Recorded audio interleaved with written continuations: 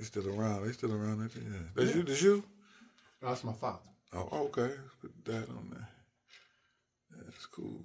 He's in the military? Yeah, that's the one I told you was a Special Forces and Korean War. Oh, wow. So he definitely, he definitely, you got some of that from him. What you think? Yeah. I know I did. Yeah. You know, he taught me how to kill. Oh, wow. When I was real young.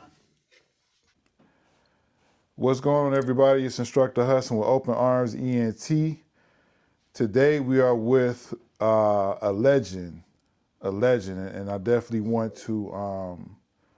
I wanted to bring this individual onto my show because, real quick, how we met. He contacted me because he was moving back to Michigan, and his Michigan concealed pistol license had expired, so he wanted to renew his CPL. So fortunately for me, when he came to the class, he was the only, I'm gonna say, quote unquote, student that day, and it was great for me because I got to learn a lot. When this gentleman when he came to me, he instantly started to fill my brain up with knowledge in firearms and life. And I knew that this was an individual that I had to have in my life.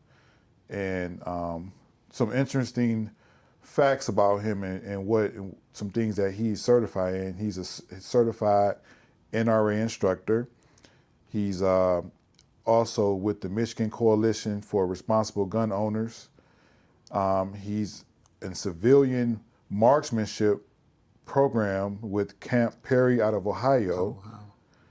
Texas CHL instructor, as well as the Washtenaw Sportsman Club.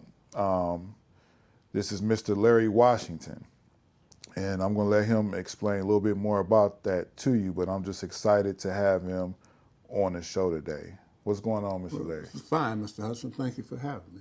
Great. So those certifications I just mentioned, is it possible you can just elaborate a little bit more on that? Yeah. Yes. My very first instructor certification is through the National Rifle Association, the NRA. I'm certified instructor for pistol, personal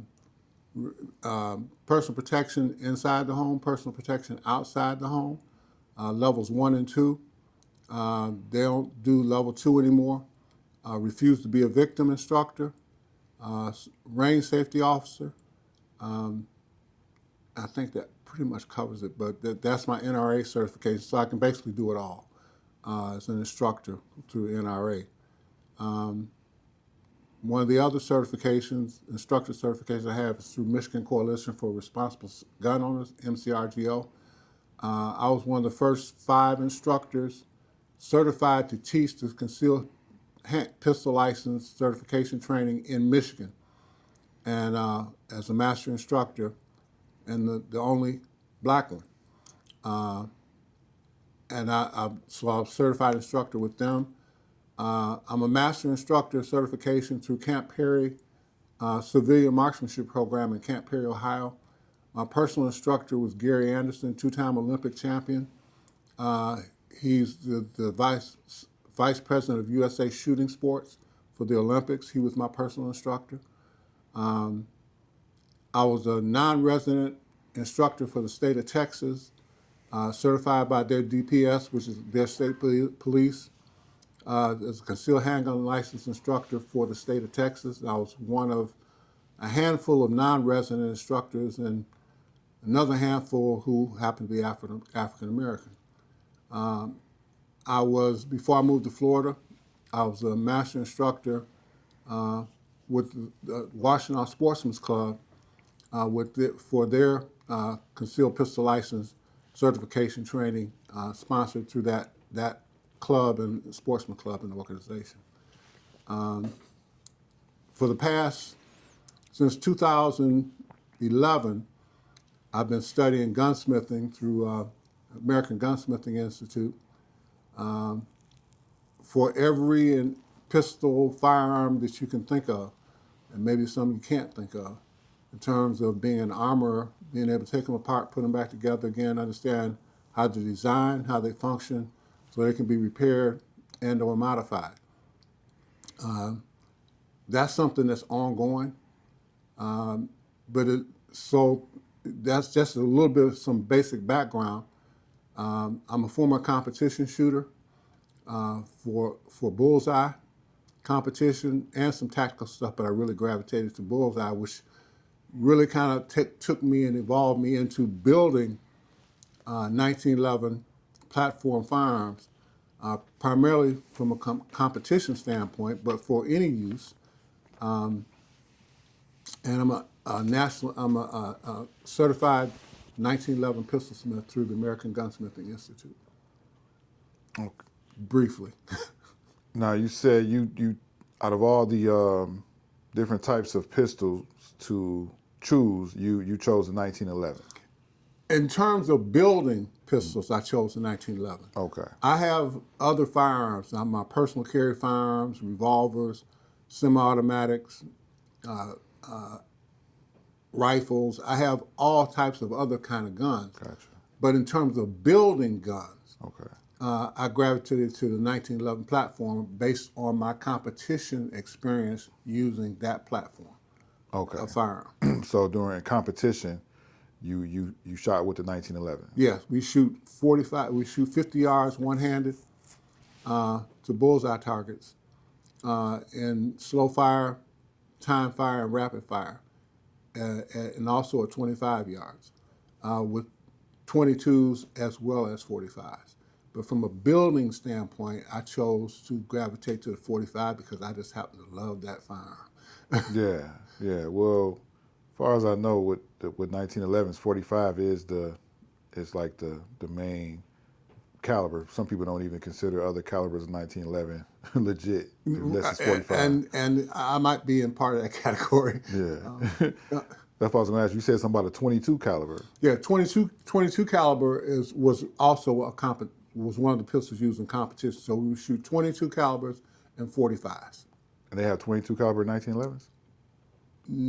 They can be modified Gotcha. to be, or converted is the correct term. Gotcha. But I've never done it. Okay.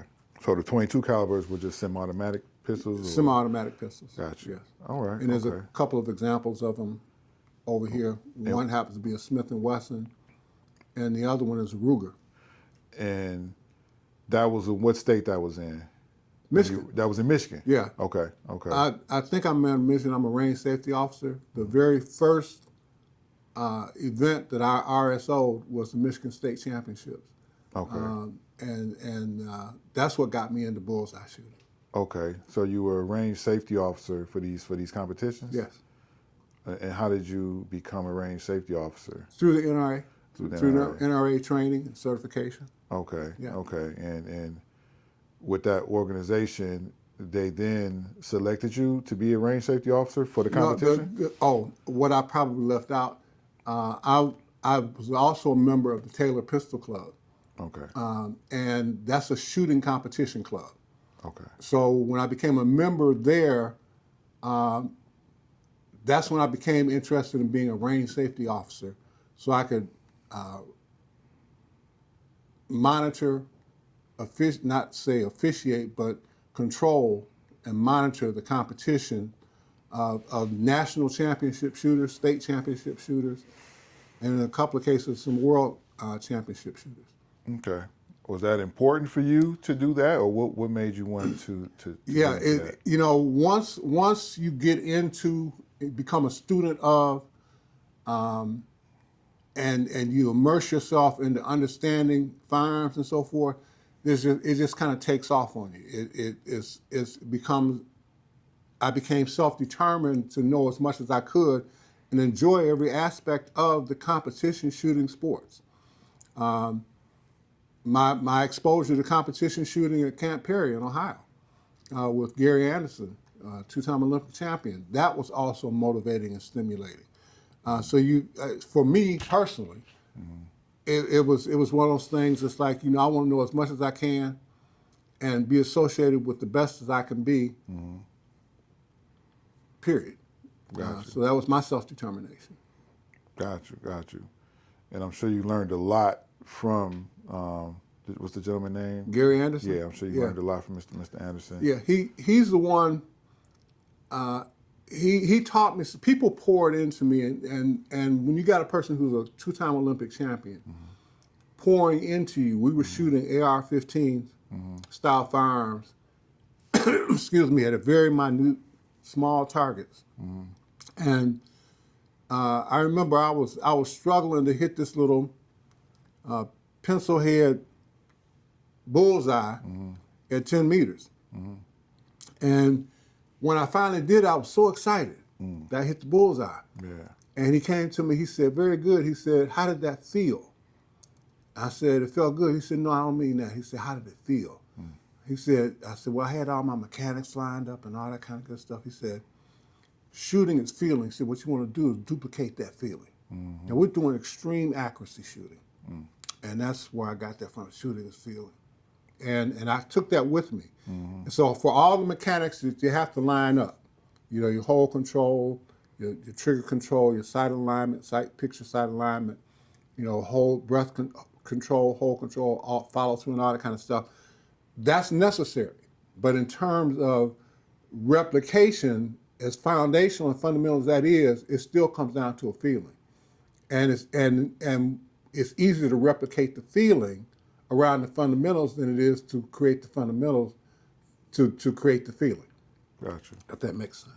Yeah, that's very important. And in this day and age, I'm not sure what year that was when you acquired that knowledge and training, but you know, in this day and 10 age, years ago. 10 years ago. But even now, you know, that's a lot of people are not teaching that and they're not learning that, and it's hurting them in the long run. Yeah. You know. So once you became an RSO, then you mentioned to me you taught the Michigan Concealed Pistol License classes. Oh yeah. Where did you do that at, and what made you getting into that? I began my instructor certification training and began my instructing for CPL certification training in Detroit initially, out of CCW headquarters, which was located on Grand River and Illinois, working with Diamond Ridgeway. He was the training counselor, and my instructor certification instructor, my training counselor. Supporting his CPL certification training, being mentored by him, and also doing my own CPL certification training out of that facility. My daughter opened up a gun store of her own in Oak Park, and that's when I kind of separated from CCW headquarters, and I began offering CPL certification training myself from Southfield. Real quick, CCW headquarters on Grand River, Illinois, correct? Mm-hmm. Yeah, so I remember that location, and I remember it being a big deal. Yeah, you guys had a lot of you guys trained a lot of people. A lot of people. And I remember I don't know if I was even into it then, but I feel like you all were ahead of your time almost. We were the largest. Yeah, with that building y'all had over there, I thought it was going to expand. The plans were for it to expand. The plans were for it to include a range. Obviously, they had the classrooms, but to include a range and a gun store. Yeah. And my daughter and Diamond were in negotiation to put the gun store in her name there, and that didn't work out so well. So she opened up her own gun store in Oak Park. The range permitting did not go through and went through a lot of legal battles and stuff with the city of Detroit, and that could not be permitted. It wasn't permitted for a whole bunch of reasons. But he tried. Y'all tried. Well, we tried. Yeah, as far as I know, it is, even then and now, it's going to be extremely hard if, it would be great, but extremely hard to get a gun store in a range in the city of Detroit. It's not going to happen. It's not going to happen. And what I went through in my process to assist in opening the gun store for my FFL licensing and stuff, for the gun store, working with Sandy Lechner from the ATF, We were a test case to see if it could be done in Detroit. And she allowed our application to stay open for like 6 months, which was 3 months longer than normal, just to see if we could crack the code in Detroit, and we couldn't. But they wanted to pay to play, and it was a mess. Y'all had the space. We had the space, but it was politics. Yeah, and then Pay to play. You also did tactical training there too as well. I left that part out. I've done a lot of tactical training and so forth, not just there, but a whole bunch of Taylor Pistol Club, for example. Every week we would have tactical training drills at the Taylor Police Department's indoor range in Taylor, and that's a state of the art range. We had everything.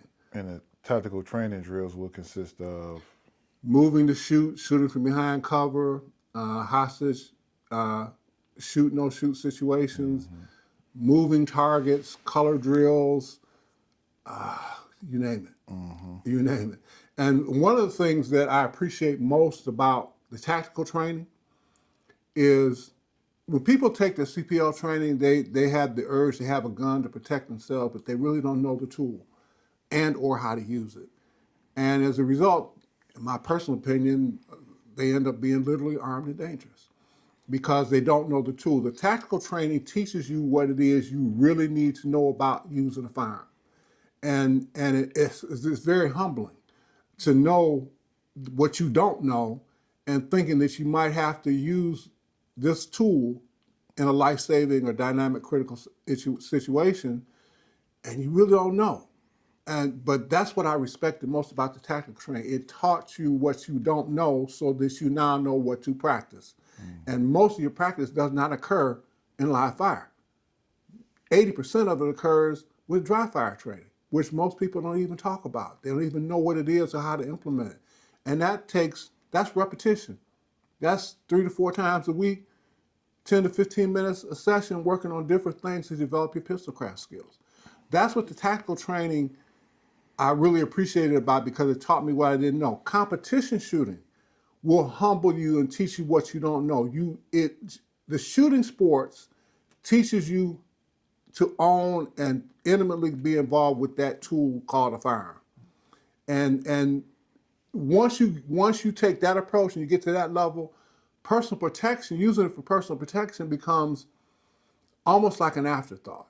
You're so in one with the gun, with the firearm, that it's instinctive, it's intuitive, and using it in a dynamic critical incident or for personal protection is almost like a byproduct.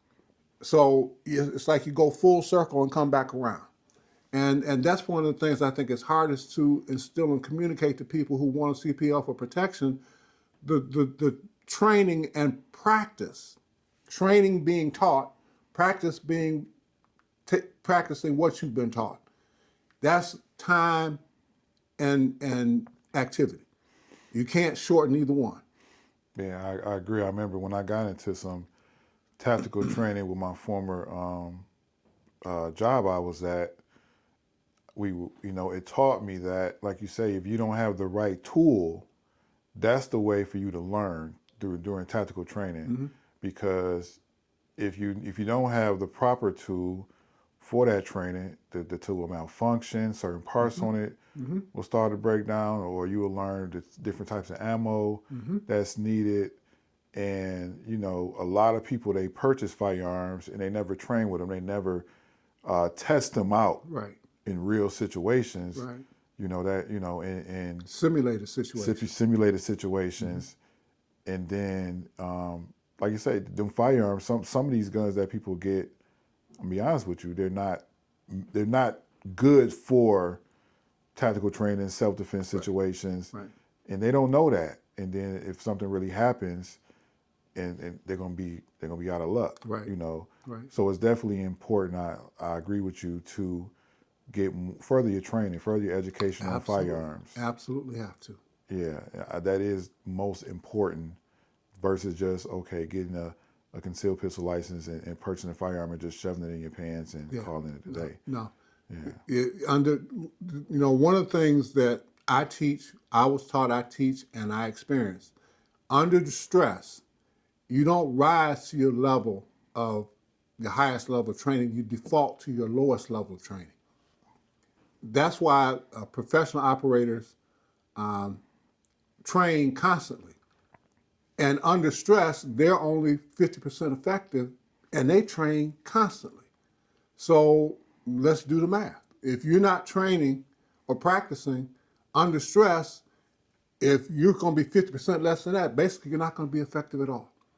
It becomes you got a gun, you're good, so you have gun courage. You don't have gun capabilities and under stress. It's just not going to happen. What I failed to mention is also I've done a lot of work with different law enforcement organizations.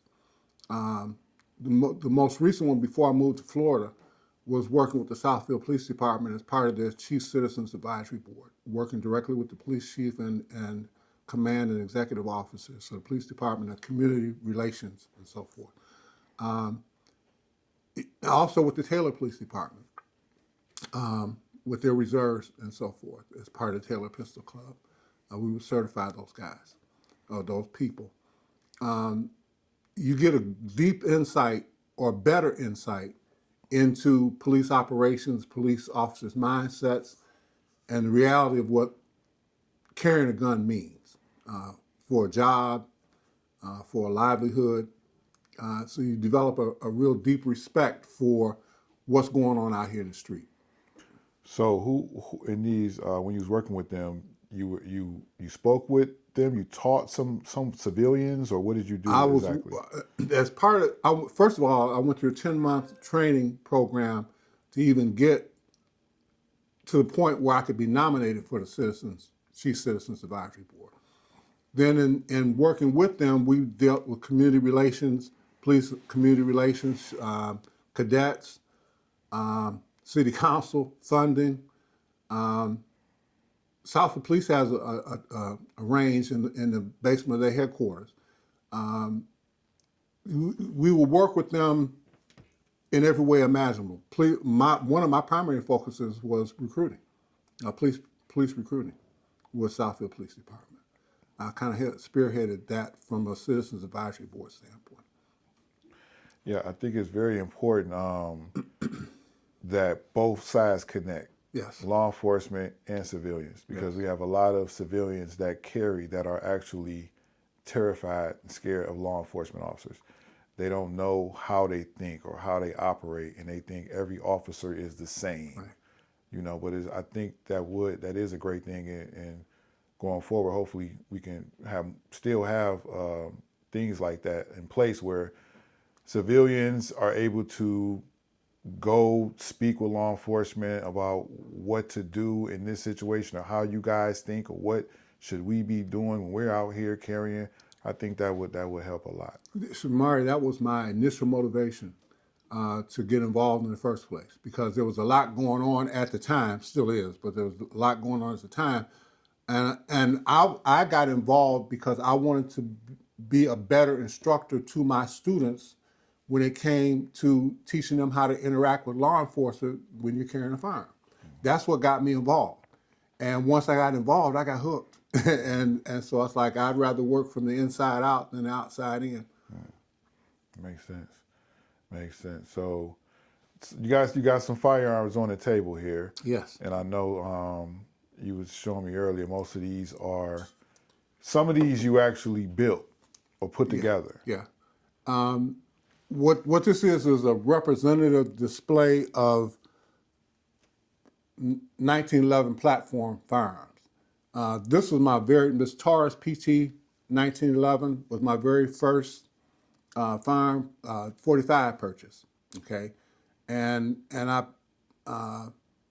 learned about 45s and how to shoot them, and with this firearm. Okay. I did some modifications when I was beginning to get into competition. I had to make some modifications, tighten up the frames of the slide, change the trigger, accurize it, and so forth, change the barrel bushing to a competition bushing and so forth. And this was my very first one. Then when I got even more serious about 45s, got the Springfield 1911 45, which is an excellent firearm. Okay, excellent firearm. But for competition, I had to make some modifications. I had to accurize it, put a new competition barrel, not competition, barrel bushing on here, trigger, mainspring housing, because theirs is proprietary, and did some other internal trigger jobs and so forth, and had the slide drilled and tapped to accommodate optics. Yeah, I'm looking at that slide, and at the top there, I'm looking how you got the extra. Yeah, it's a Clark accessory Custom. rail. What is that? Yeah, Clark Custom accessory rail to accommodate a scope, to accommodate an optic. Gotcha. And then for the ones I built, I did the same thing to one of the ones that I built. Okay, and so I had that done when the slide was being made. Okay, as opposed to this was an aftermarket purchase. It's still both of them aftermarket purchase, but this one I had to have a gunsmith with the machinery to drill and tap it to mount it here for this. So this is my baby, one of my babies. Then once, let me make sure people understand.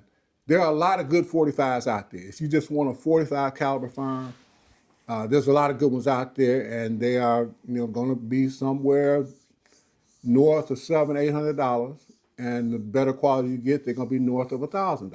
Okay, but there are some good ones out there. After my personal experience and working with them and having made modifications and alterations and so forth, and then using them in competition, I said, let me build my own, and that's when I decided I would build my own firearm with the best quality parts that you could possibly get. Stainless steel, cold rolled stainless steel parts and components, hand fit them to within a thousandth of an inch to create the ultimate 45. The other aspect, I like challenges. So the other aspect of the challenge, I said, I want to build a firearm that's interchangeable. I want it to be able to be used tactically, and then I want it to be able to be used for competition bullseye shooting, where you're shooting lower power ammo with extreme accuracy and precision.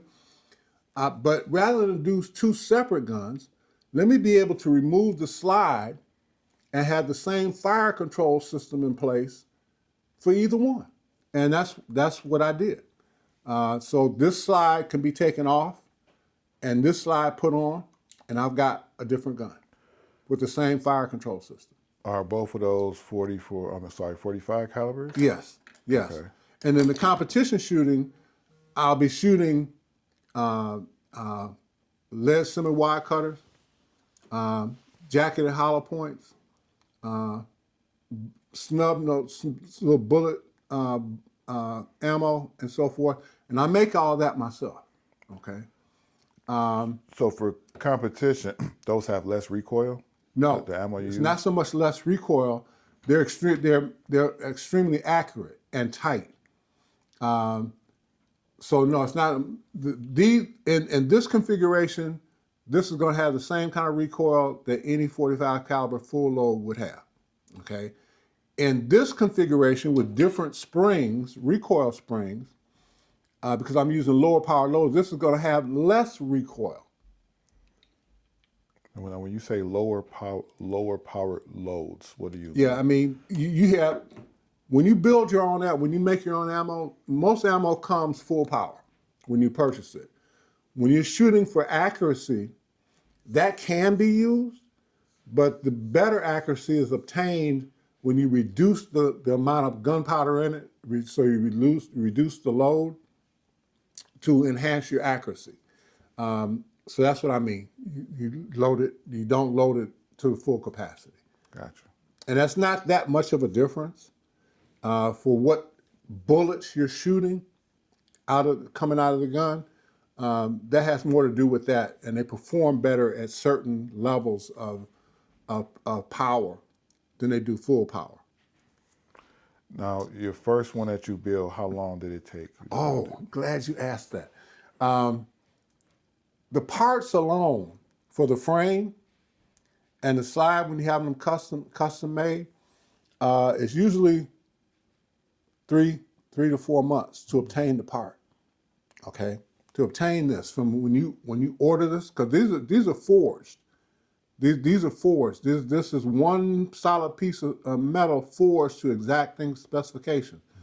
It takes about the first, excuse me, from ordering it, it takes about 3 months. Yeah, about 3 months to get it.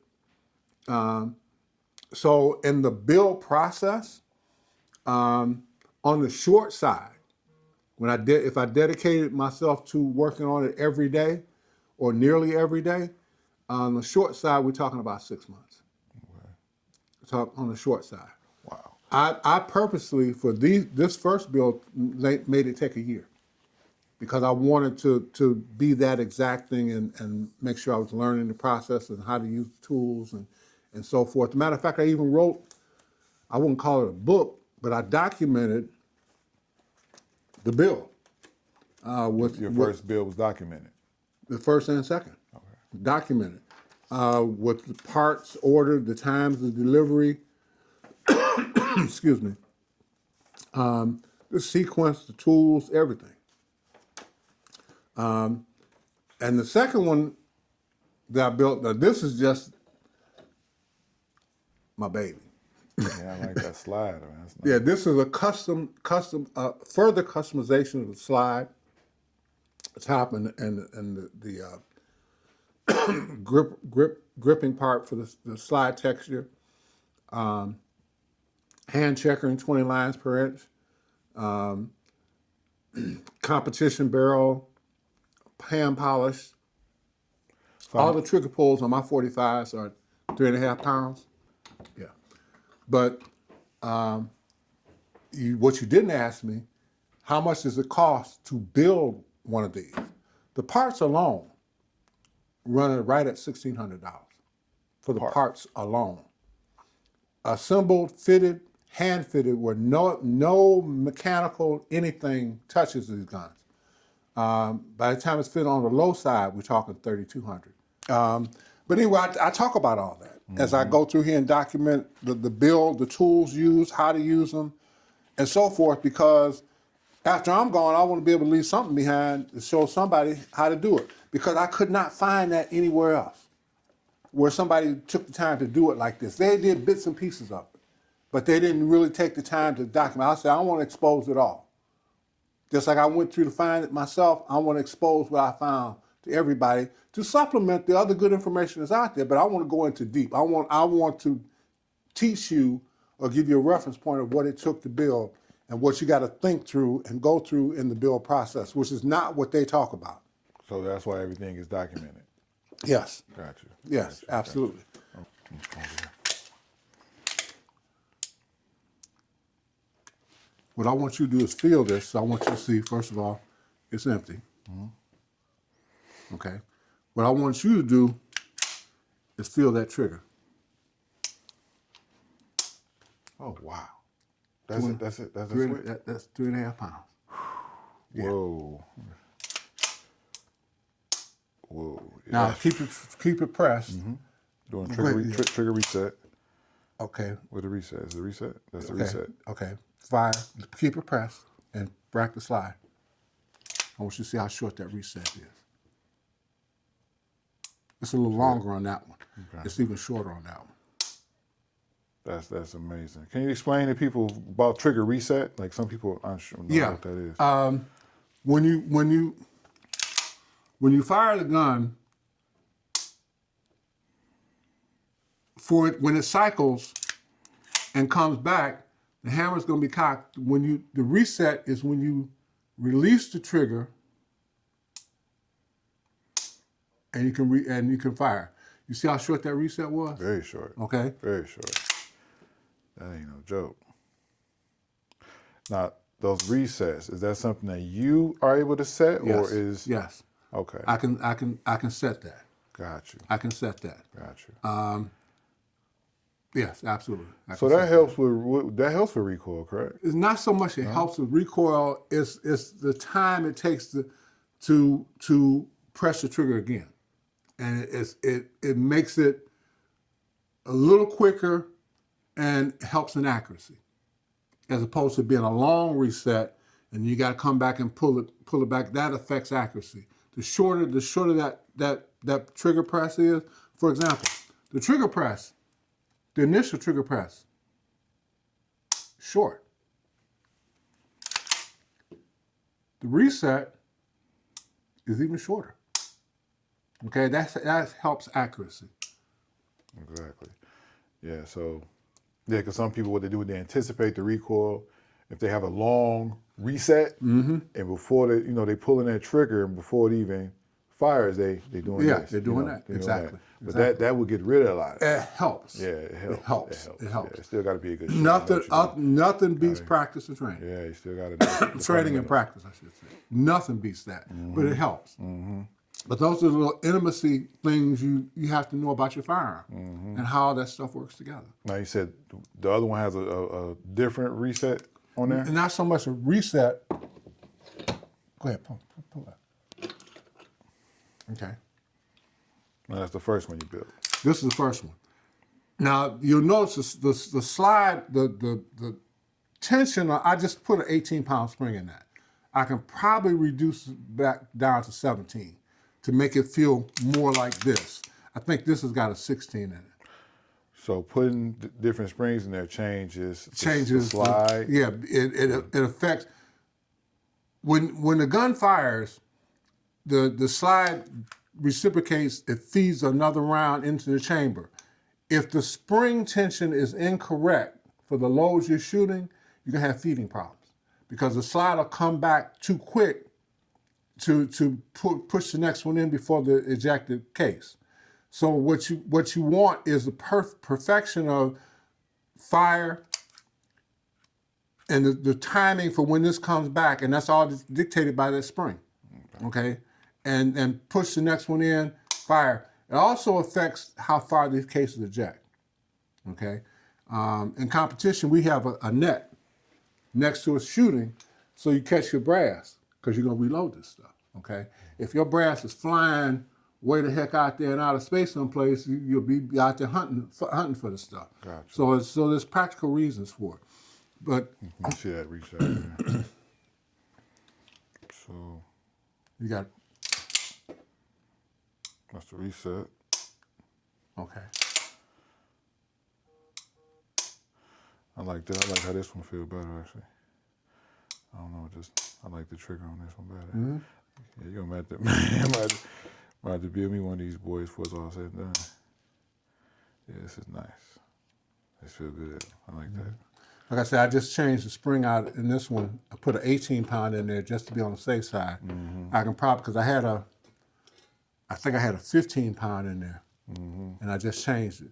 Okay. So now let me, since I told you what can happen, let me show you what can happen. Now this is the manufacturer for this. Yeah, this Craftsman. I use Craftsman frames to slide. They are the top of the line. Okay. So since I told you what can happen, let me show you what can happen.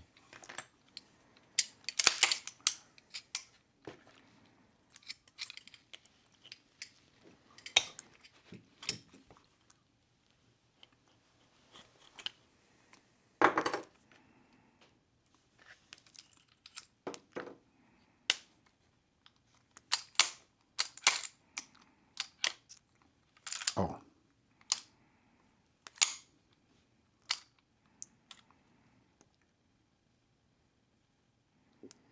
Come apart. Okay. Now this slide and its associated barrel, all this stuff,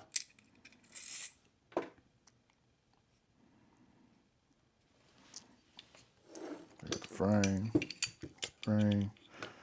This goes to the cut the barrel, cut those in the front, the barrel cover. Yeah. Okay, that's the part you shoot nose off. plug. Nose plug. Okay. So you got your barrel, the bushing, recoil, a guide rod spring, a recoil spring, your slide. Okay. So this is your frame, and all its fire control parts and stuff in here. Okay. So I just took the top off. Now I'm going to put this one on. And this one, I have an extended guide rod, and the reason I put an extended, because this is the bullseye gun, extended guide rod to add more weight and hopefully improve accuracy.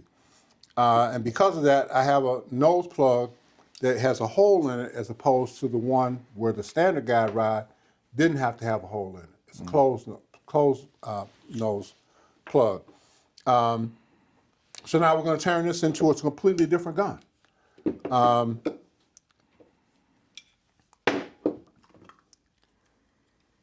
You can see this barrel and bushing is for this gun. You have your own separate barrel and bushing for this gun, for that particular slide.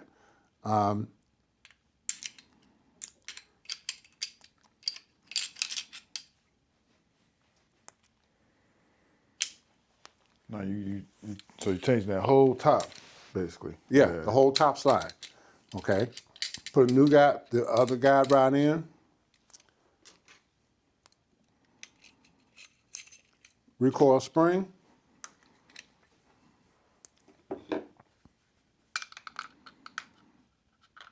This slide had to be fitted to this frame.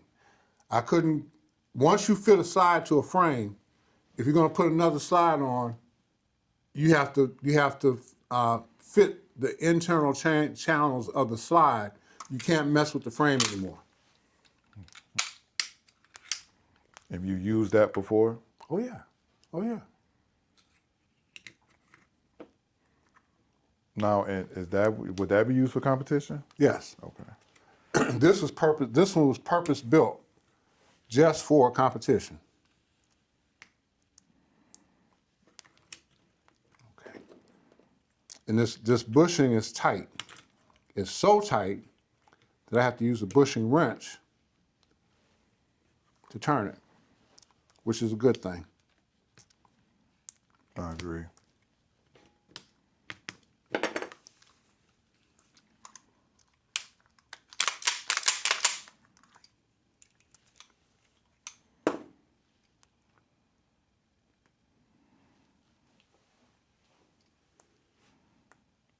I want you to look through and see the red dot inside.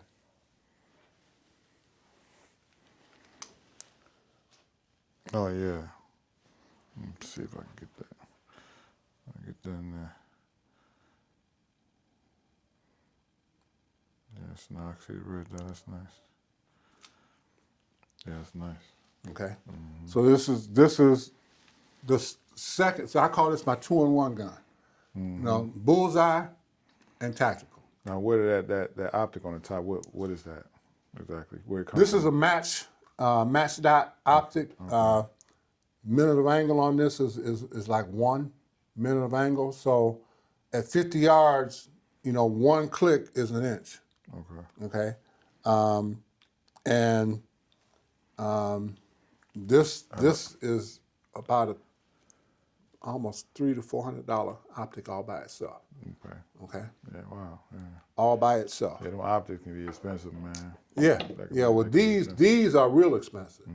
The red dots that you find on the carry guns and so forth, those are more expensive in my opinion than they should be for the effectiveness of what they really do. You know, it's like it's a phase. It's like this ain't gonna help you. It's not gonna help you. You ain't got time to be looking for a dot responding to a threat. You know, you point and shoot. Period. You know. I agree. So it's a cool factor. It's a tactical thing. It's not a really help you thing.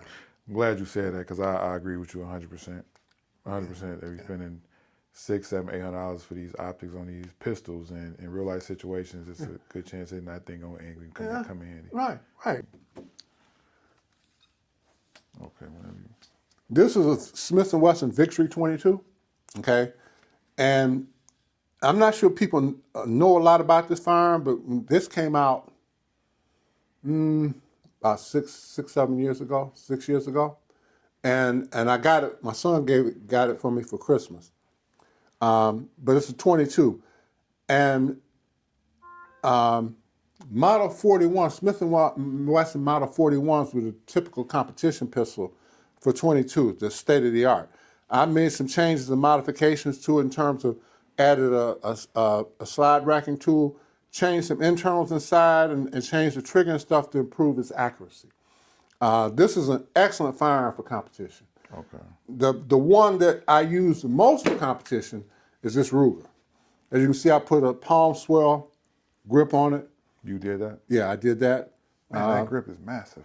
Yeah, but it's to create stability in your hand. Okay. Okay, and I've sanded it to fit my palm. Changed the trigger, changed some internals in here, and this thing drives tacks. This thing drives tacks, and then it's got a red dot optic on it as well for 50 yards, for any yardage distance. But when I take this off, I still have my iron sights, Gotcha. my open sights. Okay, but this was my Feel 20 that grip. Man. Yeah, that's nice. That's massive, man. That grip. But you feel how stable it is in your hand? Yeah, it is. It definitely is. Yeah, that grip does. I never seen a grip like that. Yeah. Well, there's ones, and there's this one has a grip. You notice? Mm-hmm. And you say, well, it really has another side to it that's like a shelf here on your hand. And what I noticed was the grip didn't feel right in its complete configuration because of the size of my hand to this gun, which might not have affected somebody else. So I was doing some things. And I took the grip off and grabbed it, and all of a sudden my alignment was perfect. Before I had to twist it in my hand to get the alignment, to be perfect. When I did that, I said, oh shit. It was almost by accident. So I said, well, let me leave this side. There's no rules to say you have to have it over there. But it because of the size of my hand, it worked out. I said, oh, now this is far more natural. Wouldn't have made sense to put on the other side too. Yeah, because it held it out here, and so I couldn't get around, to grip it the way I want to and engage the grip safety. Okay. Like I needed to. That was an executive decision you made. Yeah. It was a personal decision, and I didn't so much an executive because nobody don't know but me unless I tell you. So it was a personal decision, and you find these things out. Now, where we at now? Okay, we happen to be at the workbench. As you can see, I got a wide variety of tools, hand tools that are necessary, a vise, a metal vise on this side, and a wooden vise on this side. These happen to be my safes for gun storage and ammunition storage and so forth. Then in each drawer there are the different. I do my own ammunition reloading, so there's different die sets for 38 special, 40 caliber, and 45 caliber, other precision instruments and so forth. There's all manners of stones, of different grits, and so forth to do the stoning and filing that needs to be done. All types of other hand tools for filing and fitting of the components. Vice jaws, fitting kits, gunsmithing fitting kits, you name it, are there, plus an assortment of other smaller tools. This happens to house my reloading,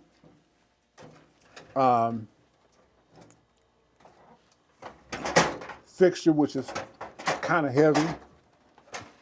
Now you said you mentioned you got into reloading. Yeah. Okay, so what made you get into reloading?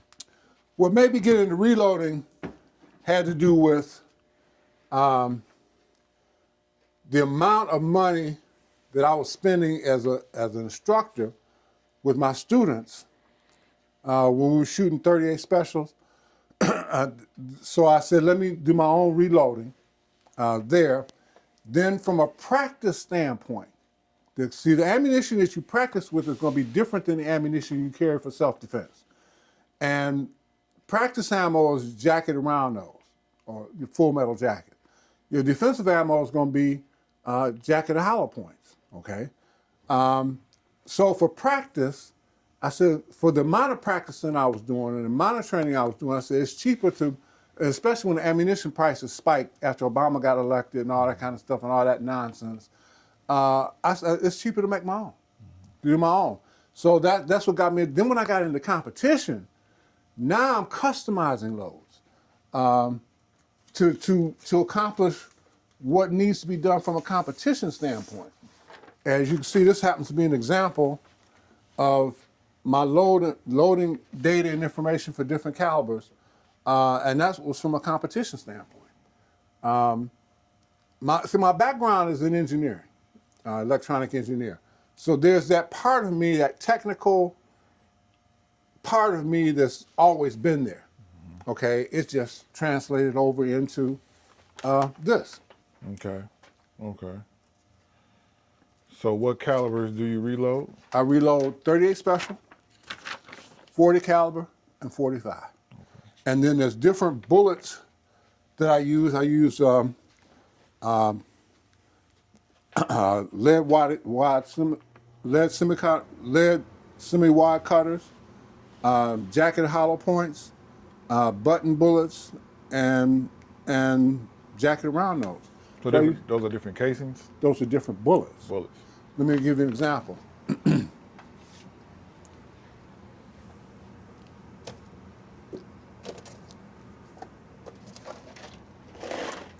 These, better example. Come over here. Mm-hmm.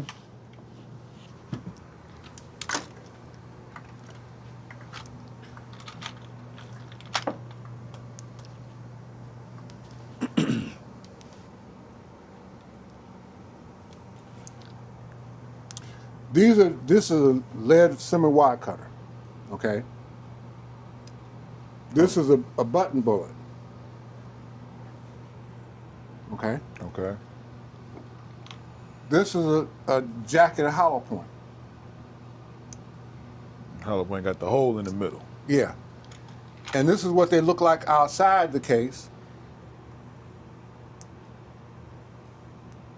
Now some people, some very few, but some people think that whole thing shoot people. No. That whole thing, into the target. But it's just the actual projectile. Just the bullet. The firing sequence is that, as you can see, the true dummies because I don't have a primer in there. Mm-hmm. The firing sequence is that how these are put together is you have a primer, the powder inside the case, and the bullet. Okay. And this is all crimped together. The firing sequence is that you hit the primer, which ignites the powder inside, which creates the gas, which pushes the bullet out of the case and down the barrel to wherever it's supposed to go. That's the firing sequence. Okay, that's pretty sure most people don't understand. So the bullet that comes out, depending upon what type of bullet it is going to look different. This happens to be a button bullet. This is for competition. And the reason is that these lead semi-wide cutter bullets, because they create a clean hole in the target for scoring purposes. Okay.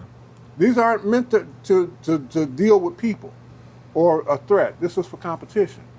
Okay? That's another thing. Some people, don't know about. They're unfamiliar with firearms being used for other things other than personal protection. Right. That's not the only purpose for that tool. No, it's not. The craze has been, for how it's been marketed and propagandized and so forth. You need a gun for personal protection. And I'm not arguing with that. I carry one for personal protection. But there's a question I would always ask people when they would come to my class. I said, given that you're here, what has happened in your life that if you had a gun, it would have turned out better? Because obviously you're not dead, and unless you choose to share with me that you were raped or whatever, what would a gun have changed in anything that's happened in your life that would have made it turn out better? I think I had 3 people who had actually been in a gunfight and been robbed at gunpoint where, you know, they if they had had a gun, it could have turned out different. Out of maybe 500-600 people. That's the same with me. Like I tell people, I got into firearms initially for work purposes. It was initially because, hey, I was doing security, and in order to make more money and better my chances of, you know, moving forward, I needed to get my CPL license. Right. So it was initially for work. It wasn't for, the initial reason wasn't for personal protection. Right. You know, that just came with it. Right. You know. And in my particular situation, I studied the martial arts when I was younger, and I had a black belt in Tai Chi and Kung Fu. And it wasn't until I got to about 50 years old that I felt like I needed or could benefit from having a gun for personal protection, because anything, I felt I could handle anything else. I don't care if you was this close to me with a gun, it wasn't going to matter, okay? What I had humbled myself and realized that my skills were not what they used to be, and that the game had changed in terms of how conflicts existed, that I said I need to even up the odds. And that's what got me into carrying firearms. What made me become an instructor was my daughter, who had a contract for the People Mover in the city, in downtown Detroit, the painting of it and stuff. She was coming home from work. She lived in Oak Park across the street from a school, elementary school. Some guys followed her home from downtown, attempted to rob her outside of her house, which was on a corner, and shot at her. When I heard about that, I said, I've got to find a way to make sure that people can protect themselves. And it was initially me becoming an instructor for my daughter. It evolved into other people. You mentioned again your daughter.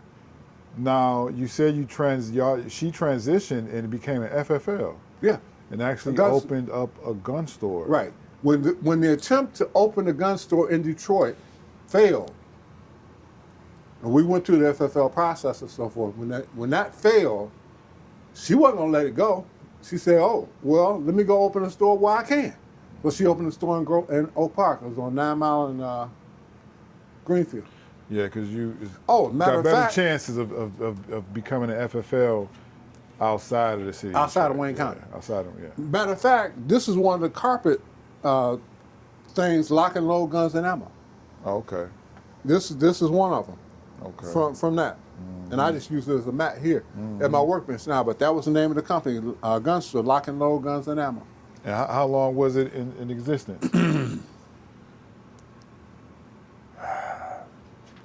I want to say about 3 years. Okay. Yeah, I want to say about 3 years. Because she tried to get me to quit my job at Meyer, which I had retired and then had to go back to work because I was too young, and she wanted me to quit my job at Myers to run the gun store, and I declined to do that. Okay, but yeah, then she moved to Texas and was going to open a gun range down there, which is why I went to Texas to get trained as an instructor for Texas, to work with her in Texas, just outside of Austin. Okay. No, you absolutely wrote down everything, step by step. Step by step. And you can start by looking at this page. Just read that to yourself. Read it out loud. Let's say my name is Mr. Larry Watson. This document is intended to note what I did in building a unique custom precision 1911 pistol. Yes, there are videos and written outlines that try to show or explain the process of a typical gun built from start to finish, and they do a good job. And the varying techniques and tools should be considered and used. What I've not seen in documentation from start to finish with sequence through thought processes, build sequence, tools, pictures, techniques, functional interaction, considerations, what and whys, and results. I want to document and literally blueprint each of my gun builds to record my thought process of what I am building and why. All the 1911 guns I build will have mechanical Repeatability. reliability, and accuracy as primary goals. I will build custom 1911 guns for specific uses, users, and collectors. My ultimate goal is to build 1911s that can shoot 1-inch groups at 50 yards. I've built a unique 1911 semi-automatic pistol from scratch. My goal is to document and take pictures of every step of the process. My unique custom pistol build is a multi-function pistol matched to a frame that will accommodate different fitted slides for competition, tactical shooting, bullseye, and or collection. The slides with their respective match fitted barrels, recoil springs, guide rods, and recoil springs can be changed to support and accommodate the intended use. The advantage is that regardless of use, the gun has the same exact consistent trigger pull and fire control system. That's great. And that's what we talked about out there. Yeah. And I mean, you just read what I verbalized. Okay, you got the same fire in that dual purpose gun. You got the same fire control system. Okay, regardless of what you put on, what slides you're using, the slide is going to determine the intended use of the gun, whether it's bullseye for competition or tactical shooting. Okay, but you got the same fire control system. Now those DVDs, you said you got a DVD for each particular firearm that you know how to break down, build, and all that, don't you? Yes. Give me an example. And that's very, very. Here's a gun digest that shows all different types of guns. Talks about all of them. All right. So, if you can imagine having a video library of literally most guns out there, in terms of the design of it, the function of it, the repair of it, the disassembly, reassembly, down to the most minute part and spring, at your fingertips, that's what I have. Okay? And I've been collecting these since every month, without fail, since 2011. And this before YouTube had any of that. Yeah, before YouTube had any. But that's something like that anyway can just be knocked off and gone tomorrow. As far as like YouTube, right, and things of that nature. I've got a video library, and I get them every month. Every month. Disassembly and reassembly on this one is going to be on a shotgun, Adamson Gyre 40 shotgun. And on the back of that is a DVD. On the back of it is the DVD. That's shows amazing. you how to do it. I didn't even know they still make those and Yeah. sell them, brother. So I have a video library. Yeah. Okay. Yeah. And if there's something I want to know that's different, that's not here, I have access to through the website for even more information. Okay, they got a website. Okay, good. And a support system of other gunsmiths to ask questions of, to get their input on a particular problem. That's great. And take advantage of the community's experience. Okay, it's all out there. Okay, in American Gunsmithing Institute. Okay. So that's a commitment I've made every month since 2011. Okay. All right. So this has been a real educational, conversation with you today. I've learned a lot, and I'm sure the viewers as well have learned a lot. So is there anything you want to leave us with? Anything you want to add to it? Before we close up today. Well, first of all, I want to thank you for the opportunity to share. And that's been the most fulfilling part to me, is to be able to share. When you have a passion and you pour yourself into it, keeping it to yourself is not what I'm about. I appreciate being able to share it, and hopefully through sharing, a common guy with a passion, with a commitment, will inspire other people to take firearm ownership seriously. I don't expect anybody to have the same level of passion, commitment as I have and have demonstrated for as long as I have to become an instructor, to become a competitor, to do all this kind of stuff. I don't necessarily expect that. What I hope is that you can see somebody who takes it seriously, as I think everybody should, and not just own a gun to own a gun. There's different, the basic commitments of owning a firearm is the personal accountability and responsibility that you're imposing upon yourself to be responsible. Nobody's coming to check. This is a responsibility and accountability you're imposing upon yourself. Unique to almost anything else that you do in life. That's what I hope people will get out of the opportunity I have to share with you, you know, my passion and the approach I've taken to my passion. I've taken it to the extreme, and I understand that. But to me, it wasn't extreme. To me, it was just a natural progression and evolution that has manifested itself in a way that hopefully we capture here today.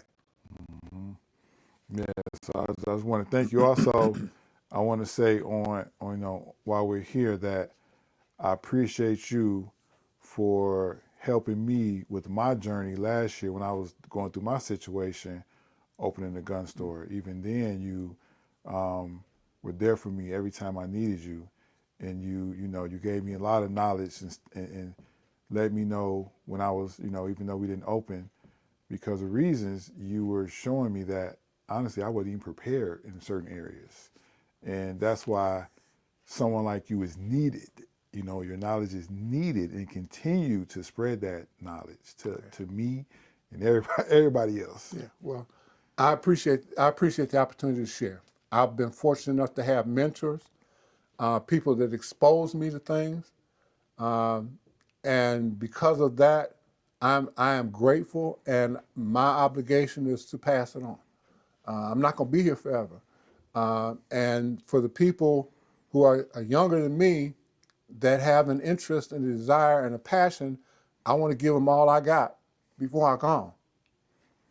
Yeah, right, brother. I appreciate this opportunity, man. Okay. This ain't gonna be the last time you open arms ENT. Okay. All right, brother. Appreciate it. Thank you.